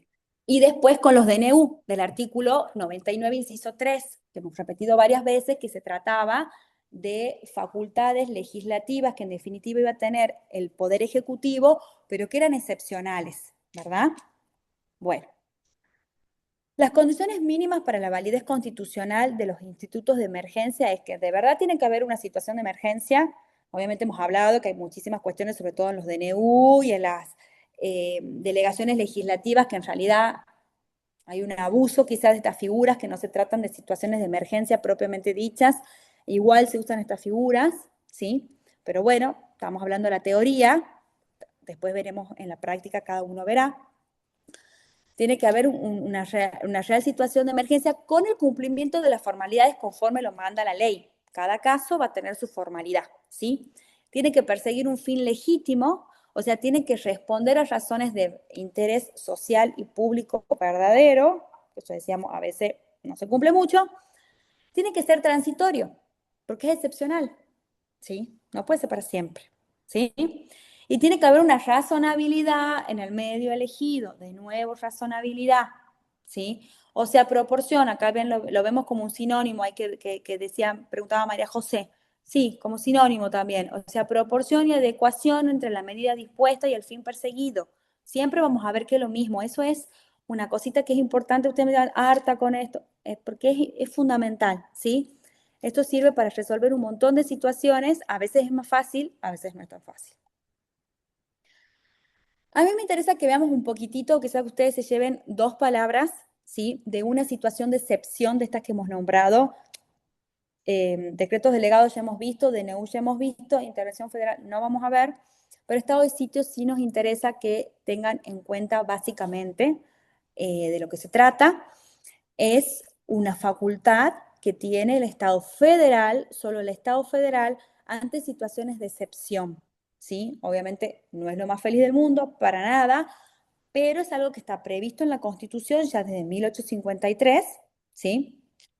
Sin perjuicio de que después en la reforma del 94 se han incorporado algunas normas donde se hacen alusión, sobre todo para proteger más derechos por antecedentes que se habían dado en nuestro país. Entonces, bueno, para evitar la repetición de violaciones a derechos básicos, a derechos humanos de los habitantes, después de la reforma del 94, más allá de lo que también dicen los instrumentos internacionales, específicamente sobre este tema, el constituyente del 94 también incorporó algunas cuestiones. El artículo 23, que es un artículo originario, dice, en caso de conmoción interior o ataque exterior, o sea, son las dos situaciones fácticas, ¿sí?, que habilitan la declaración del estado de sitio, que pongan en peligro el ejercicio de esta Constitución y de las autoridades creadas por ella, se declarará el estado de sitio en la provincia o territorio en donde exista la perturbación del orden, quedando suspensas allí las garantías constitucionales. Entonces es muy importante que nosotros, ¿se acuerdan cuando nosotros al principio, en el primer módulo, vimos la distinción entre derechos y garantías? Bueno, acá vemos por qué es importante tener esto en claro. Nosotros vamos a hablar de garantías como aquellos medios, ¿sí?, para acceder al ejercicio de los derechos, pero no quedan suspendidos los derechos, ¿sí? Sin perjuicio de ello, vamos a ver también que esta suspensión de garantías también tiene su asterisco al pie, ¿sí? Entonces, vemos que es una situación excepcional, ataque exterior o conmoción interior. Ahí ustedes tienen todo el articulado porque van a ver quién declara esto. En principio, el estado de sitio tiene que ser declarado en caso de, son dos hipótesis. En caso de ataque exterior, el estado de sitio tiene que ser declarado por el Poder Ejecutivo con acuerdo del Senado, que es una potestad exclusiva del Senado. Ustedes lo van a ver en el artículo 99, inciso 16, ¿sí? Y conmoción interior, sí, que es lo que, pues, ataque exterior sería que nos declara una guerra a alguien de afuera. Conmoción interior, que es lo que normalmente pasa actualmente. Ataque exterior no tenemos hace muchísimo. Cuando hay estos, por ejemplo, en el 2001 ha sido el último declaración de estado de sitio, ¿se acuerdan la época de los saqueos y todo eso, que era conmoción interior? El estado de sitio tiene que ser declarado por el Congreso, y ahí ustedes tienen el articulado. Si el Congreso está en receso, ¿se acuerdan que teníamos los periodos de sesiones ordinarias, extraordinarias, del receso? Bueno, si el Congreso está en receso, justo pasa esto como ha pasado diciembre, todos estaban de vacaciones, la facultad de ejercerla podrá ser del Ejecutivo, correspondiendo al Congreso aprobar o suspender el estado de sitio declarado durante su receso, ¿sí? Ahí después se supone que tiene que el Congreso validar esta declaración. Hay toda una discusión que qué pasa si no lo valida. Bueno, no vamos a entrar en esos detalles porque ya es más profundo. Bueno, esto me parece que es importante que ustedes se lo lleven. Puede ser declarado en todo el territorio o en una parte en particular, ¿sí? Siempre tiene que ser temporal. Todas estas medidas de excepción tienen que tener un tiempo, un plazo. Ya vamos a ver que esa es una de las cuestiones fundamentales para que si después hay un control judicial de esto, una de las poquitas cosas que puede revisar, realizarse en el control judicial de este tipo de declaraciones que son políticas, que durante muchísimo tiempo se lo evaluó como una cuestión política no justiciable, pero en un antecedente anterior que hemos tenido en nuestro país, en el 80 y algo,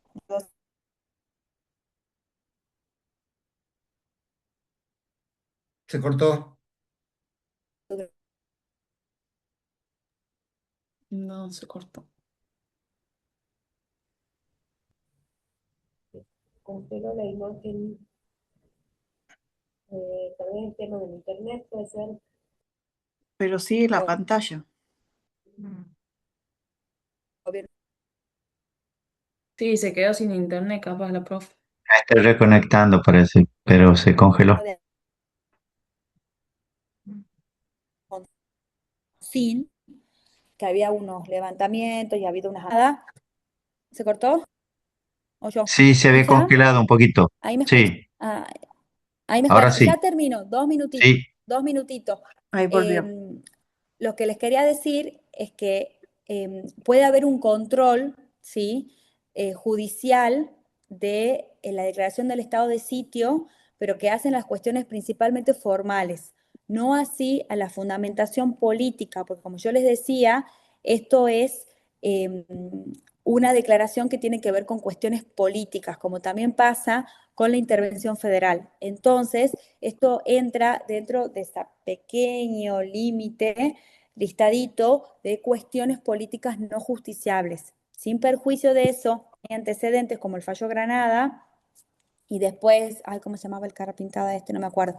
Granada y otro más que no me acuerdo en este momento, Rico, creo que era Rico, que son antecedentes de casos donde en un estado de sitio declarado durante el gobierno de Alfonsín se detuvieron algunas personas y que tiene que ver con el habeas corpus. Por eso lo vamos a desarrollar bien cuando veamos habeas corpus.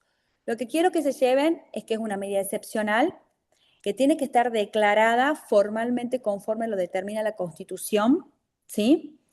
Que solamente es una potestad que tiene el gobierno federal, ¿sí? Privativa y exclusiva del gobierno federal, y que siempre tiene que tener un plazo determinado. No puede no tener plazo, ¿sí? Y después la cuestión de la supresión de las garantías que tiene que ver sobre todo al habeas corpus, ¿sí? Que nosotros tenemos la ley de habeas corpus, que en realidad es una ley vieja, anterior a la reforma del 94, y después están las opiniones consultivas, que ya las vamos a ver bien en la próxima clase cuando veamos habeas corpus, ¿sí? Ahí lo vamos a desarrollar bien. Pero me interesaba que vean un poquito de estado de sitio, ¿sí? Artículo 23 es súper importante, y después lo tenemos que ver con el artículo 43, y después, sí, el artículo 43, última parte que habla del estado de sitio, ¿sí? ¿Alguna pregunta? Perdón, fue una maratón. No. ¿Quedó claro dentro de todo? Si ustedes se Sí, profe, llevaron, si querés que leo los mensajes del chat. bueno, ay, hay un montón, yo Dice, sí, ya pasaron porque eran de temas anteriores. Muy Bueno, interesante la clase, Clara, y muchas gracias, profe. bueno, Se tenían que retirar algunos. Muchas sí, gracias, me profe. imagino, es súper La tarde. clase. Y muchas Bueno, gracias, ya se tengo que desconectar. todo esto va a estar en el campus. El jueves les prometo que va a estar todo subido y también bibliografía. Y van a tener un trabajito práctico que va a ser principalmente de esto que yo les he repetido como loro, así que no van a tener ningún problema en hacerlo, ¿sí? No se preocupen que es esto principalmente lo que queremos que se lleven, ¿sí? Y en la próxima clase, que vamos a ver garantías, si tienen alguna pregunta, anótenla, cosa que cuando comencemos la clase las podamos ver, ¿sí? Si les ha quedado alguna duda, porque esto es como bien importante que lo tengan claro,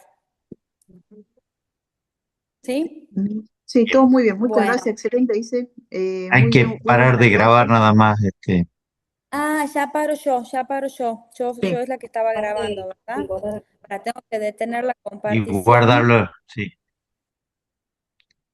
Bueno, y ya guardarlo están en la nube. liberados los alumnos, no se preocupen, váyanse tranquilos. Vuelvo a pausar grabación.